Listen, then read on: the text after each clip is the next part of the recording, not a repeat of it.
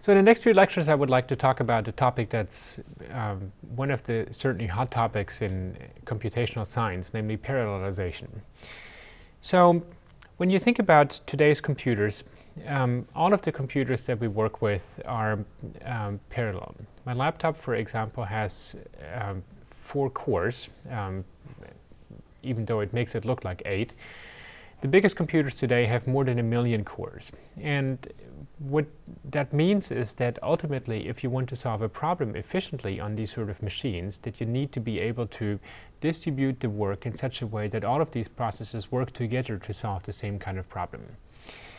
Now, that's not an easy process. And the techniques that you need to use to parallelize a program are something that requires a lot of experience and a lot of thought how to make this happen. So what I would like to do is, in this lecture, I would like to introduce you a little bit to the jargon, to the words that we use, to the terms that we use to describe what we do, and to give you a little bit of a background in the hardware on which we want to make these programs run in parallel. And the hardware does not necessarily mean you to talk about supercomputers, but it could as well be today's laptops or our desktop computers or the servers that we use. So this lecture is intended to be an introduction to parallelization, and then in the next lectures I will come back to talk about individual approaches. So in particular, there are 2 ways to do this. One would be, for example, to use to parallelize programs on a single machine. Then there is another approach where you want to parallelize things on a collection of machines that can talk to each other via a network. And I'll explain these to you. So what I would like to do in this lecture, as I said, is to give you a little bit of an introduction to this. And in particular, I would like to start with looking at the hardware that we have today. So in order to motivate this, let me start from the following premise, namely that the problem that we want to solve is large. Large in particular means in this case that it takes too much time and too much memory to solve on a single processor. And that we have exhausted our abilities to make the problem go faster using algorithmic improvement. So for example, one algorithmic improvement would have been to replace a solver with a Jacobi preconditioner by a solver with a multigrid preconditioner. So let's say we have done all of these sort of things already, and the problem is still too large to solve on a single processor with a single scalar linear program. Okay? So our goal is to make the program go faster, and that we need to do this to make to solve the problem in an appreciable time, and to make efficient use of the hardware that we have. So in the past, let's say up until 2005, one fairly frequently chosen approach to make your program go, to make your problem solver go faster was simply to wait. Until about 2005, processor clock rates became faster and faster and faster. So when I started programming in 1987, for example, my first processor that I had was an 8088, and it had a clock rate of 4.7 megahertz. Today, my laptop has a clock rate of approximately 4 gigahertz, so approximately 1,000 times faster. And there were also improvements that Intel made to how the instructions are processed. So at the time, a floating point multiplication, for example, would have probably taken 20 or 30 or 40 clock ticks, each one of which is 1 over 4 gigahertz today, right? So at the time, it would have been several 10 or several dozen clock ticks to do a floating point multiplication. Today it is 6 or 8 clock ticks to do one multiplication. So not only have processor frequencies become faster by a factor of 1,000, but they have also become more efficient by maybe a factor of 5 or 10 in executing individual instructions. So all of this together meant that in the past you could just wait, and eventually somebody would give you a processor that can make your problem solve in the time that you wanted. That option does not exist anymore today. So if you look at processor clock rates since approximately 2005, processor clock rates have hovered between 3 and 4 gigahertz and have not increased anymore. And there are good reasons for this, because the power consumption of processors grows quadratically or cubically with the processor clock rate. It was simply not feasible to make processors go even faster, because they would dissipate so much heat and draw so much power that you just can't deal with it anymore. So the clock rates have stayed constant. By and large, there's also not that much room anymore to do individual operations in less clock ticks. And so in order to make processors more powerful, makers have resorted to some of the following techniques. So first, they put multiple processors into each machine. Then you can put multiple cores onto a single processor. I'm going to explain all of these terms in a second. Finally, you can have multiple what we call hardware threads in each core. And then if you want to build supercomputers, you couple together multiple machines, and we call this a cluster of machines. So if you want to make your program go faster, you have no other way than exploiting all of these levels of, let's say, where you don't have just one processor, but you have multiple processors, multiple cores, multiple machines. You need to be able to use this sort of thing to run very large problems in an appreciable time. And I should say, whether you like that or not, that is a problem that is not going to go away. Typically, I think none of us wants to parallelize programs, because it's sort of a pain to do it, but it is something that you cannot avoid if you have a problem that is too large and too slow for a single processor. So let me show you how computers are built today, what they consist of. So here's a picture of the largest machine that we have today. It is a computer at Lawrence Livermore National Lab in California. It's a system that is called Sequoia. And essentially, this one computer fills an entire room, and it's not a small room. It consists of all of these cabinets here. So here's one cabinet here, for example. In each cabinet, you have individual machines. Here is one, here is another one, here is another one. And so all of them are connected through a network and can talk to each other. So each one of these machines, let's say this one here, is going to look as follows. I should say, so we call this a cluster of machines. So multiple machines connected through an interconnect, let's say an Ethernet network or an InfiniBand network, we call this a cluster. Each one of these machines is primarily going to consist of a motherboard. So a motherboard is a piece of epoxy resin on which you glue connections, let's say electrically conducting connections, and then you have different components. So for example, here you have one processor. Here is another processor. So this motherboard here has 4 processors, and it has 4 slots of memory for each one of these processors. So in this particular case, each one of these processors will be able to access not only the memory it owns itself, but also the memory of the other processors. So we call this a multiprocessor motherboard.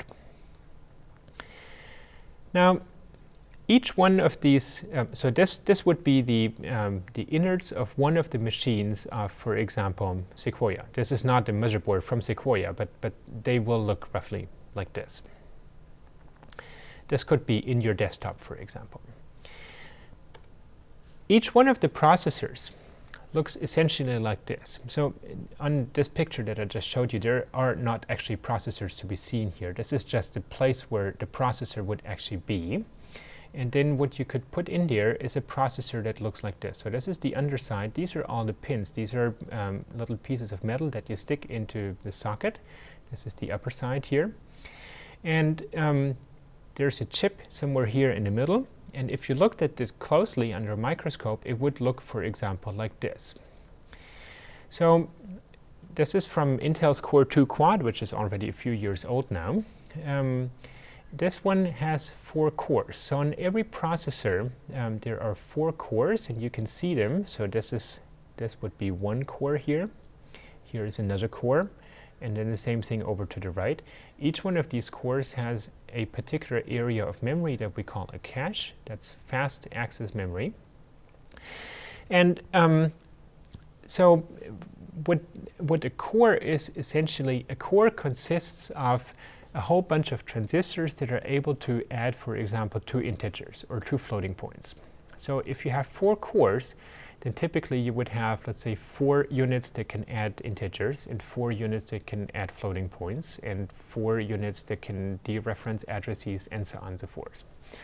So in essence, every core is a mini von Neumann machine. If you remember from your computer science classes, a von Neumann machine is essentially the basic computer. It can execute an instruction and move on to the next instruction, and so on and so forth. All right, so this was basically the picture until maybe 5 or 8 years ago. And then people came up with a concept that I'm going to call virtual cores. So the idea behind this is that if you think about how how a processor or a core operates. Let's say you want to do a matrix vector multiplication. Then you need to fetch data from memory onto the processor. Let's say the matrix element, or one matrix element, and the corresponding vector element that you want to multiply it with. To fetch one piece of memory from main memory today takes approximately 60 to 100 nanoseconds. Now, if you run your processor at 4 gigahertz, then that means that one clock tick takes a quarter of a nanosecond. To do one integer addition today takes approximately 3 clock ticks, so about 0.75 nanoseconds. And to do one floating point multiplication takes 1.5 nanoseconds, or 6 clock ticks. So in other words, if you want to do a matrix vector product, then for every multiply and add, that's the actual operation that you do, you need to have 2 data loads. And they take an enormously long time compared to the actual floating point multiplication. So if you were to just do a matrix vector multiplication where the data resides in main memory, then the processor would be idle almost all the time. Right? You do your multiplication and the add in something like 2 or 3 nanoseconds, and then you wait for another 60 to 100 nanoseconds to get the next matrix and vector entry into your processor. So loading data from main memory takes far, far longer than doing the actual computation today. And as a consequence, what computer makers have come up with, or processor makers have come up with, is the concept of virtual cores. Essentially what they say is, well, so every core has, for example, one integer addition unit and one floating point multiplication unit. But because they're going to be idle almost all the time, I'm going to pretend that this core actually is 2 cores. So I will be able to execute 2 programs at the same time. And I'm going to do this in the following way, that let's say one program wants to load some memory. So there's nothing to do. We have to wait for this memory to come from, we have to wait for this data to come from memory, and in the meantime, I can use the floating point multiplication unit to do a floating point multiplication for that other program. So physically, it really is only 1 core. There's only 1 floating point multiplication unit in this core. But I'm going to pretend that it is 2 because I can execute 2 different programs at the same time. Because both of these programs will yield to empty, idle processors almost all the time. I call this a virtual core because there really is no term that everybody seems to be able to agree upon. People call this hardware threads, or hyperthreading, or simultaneous multithreading, or logical cores, or chip-level multithreading. There are many different terms for this that people use. And so for lack of a better term, I'm going to call this virtual core. So this is a hardware unit. So now that I talked about this in abstract terms, let me give you concrete examples. So my laptop, for example, has 1 processor, and it has 4 cores per processor, and each one of these cores consists of 2 virtual cores. And let me show you how you can find out on your own machine how many you have. So under Linux, there is a file that is called in the proc subdirectory, proc CPU info. So if I just cat this, so I copy it to the screen, it's going to show me a long list of, well, 7 processors in total. So what it calls processor is really a virtual core. So for example, the 7th of these cores is an i7 CPU at this particular gigahertz rate, and so on and so forth. So this is the current gigahertz rate. If I run it with something useful, if I execute a program, it's going to switch to a higher frequency. And it shows me very detailed information about this. It makes me think that there are 7 processors, or 7 cores, there's actually 7 virtual cores. To find out a little bit more, there's a program that is called lscpu.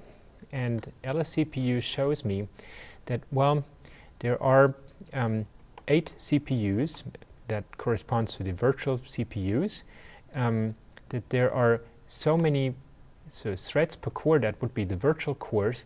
There are 4 cores per processor, and there is only 1 processor. So lscpu shows me a little bit more detail of how my CPU is actually structured, or how my processor is structured. Bigger machines, of course, are bigger. For example, one of the compute servers that I have in my lab has 4 processors, 8 cores per processor, and 2 virtual cores per physical core. So for a total of what looks like 64 processors.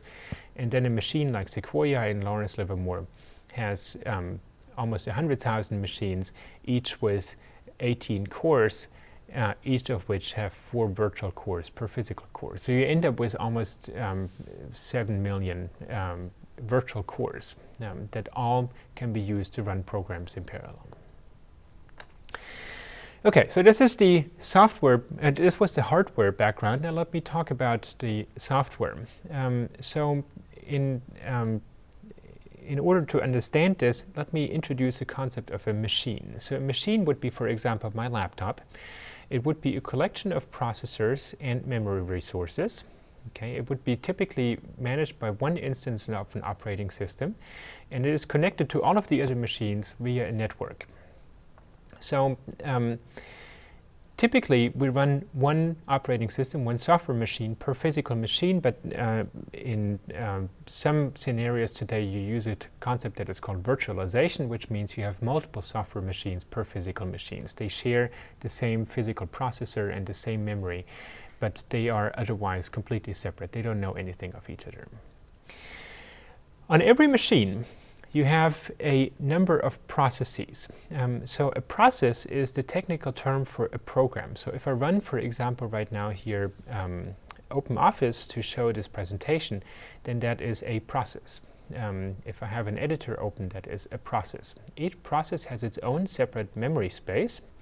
So OpenOffice can write its own memory, but it cannot write into the memory of the editor that's open at the same time. These things are operated by the are managed by the operating system. The operating system provides memory and CPU resources, and it provides ways to get data to disk, screen, network, and back. Typically, you have several tens to several hundred processes at all times on your program. On every machine. So I have OpenOffice open. I have an editor. I have a shell. There is a window manager. There's a daemon that does this and that to, let's say, make sure that my time is always synchronized with the time from some time server, and so on and so forth. There are a lot of these, and if you want to see which ones you have, you can call the program top that shows, for example, all of these processes. Okay, so that's a subset of these. You can also call PS, the program PS, process status, and it's going to show you a lot of these programs that are running at the same time. Then you have something that is called a thread. So a thread is really the closest approximation to the von Neumann machine. It is a sequence of executions, a stream of CPU instructions that we run. For every process, there might be multiple threads. So each thread belongs to a process, and all of the threads that belong to a process share a memory space.